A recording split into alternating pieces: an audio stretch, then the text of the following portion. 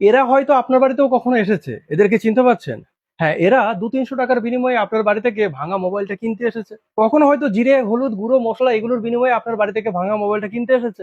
কখনো হয়তো থালা, গামলা, কম্বল এগুলোর বিনিময়ে আপনার বাড়ি থেকে ভাঙা মোবাইলটা কিনতে এসেছে। আর আপনি ভেবেছেন যে ভাঙা মোবাইলটা দিয়ে যদি 200-300 টাকা পাওয়া যায় তাহলে তো ভালো জিনিস, আপনি দিয়ে দিয়েছেন। কিছুদিন আগে উত্তরপ্রদেশের মির্জাপুরে এরকম একটা গ্যাং ধরা পড়েছে, যাদের কাছ থেকে 13,000 এরকম খারাপ ভাঙা মোবাইল বেরিয়েছে, যেগুলো তারা আপনার আমার বাড়ি থেকে কিনে নিয়ে যাচ্ছে।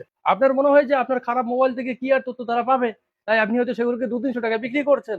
কিন্তু একটু খেয়াল করে দেখুন, আপনার মোবাইলটা যখন বন্ধ হয়েছে তখন আপনি শুধু আপনার মোবাইল থেকে হয় মেমোরি কার্ড আর সিম, এছাড়া আপনি আর কিছু বের করতে পারেননি, কোনো কিছু নষ্টও করতে পারেননি। আর তাছাড়া আপনি যদি সবকিছু নষ্টও করে দেন মোবাইল থেকে, তারপরও আমাদের মোবাইলে অনেক কিছু গুপ্তভাবে থেকে যায় যেগুলো আমরা নষ্ট করতে পারি না, সেগুলো কিন্তু এরা পারে। আর সেই তথ্যগুলোকে এরা দেশে এবং বিদেশে বহু মানুষের কাছে হাজার হাজার টাকা, লাখ লাখ টাকা বিক্রি করে।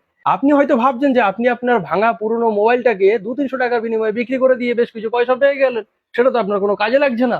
কিন্তু এই 200-300 টাকার মোবাইলটাকেই তারা কাজে লাগিয়ে আপনার কাছ থেকে বা আপনার কোনো আত্মীয় স্বজনের কাছ থেকে 2-3 লাখ টাকাও বের করতে পারে, কারণ তারা সব তথ্য আপনার মোবাইলে পেয়ে যাচ্ছে। তাই আমি আপনাদেরকে একটাই কথা বলবো, যদি আপনি 10-20 হাজার টাকা দামের মোবাইল কিনে ব্যবহার করতে পারেন, আর সেটা নষ্ট হয়ে গেলে, খারাপ হয়ে গেলে 200 টাকার জন্য সেটাকে আর বিক্রি করবেন না, সেটাকে পুড়িয়ে ফেলুন বা ঘরে কোথাও আপনি যত্ন করে রেখে দিন।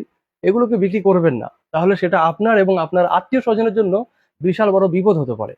ভালো থাকবেন সবাই।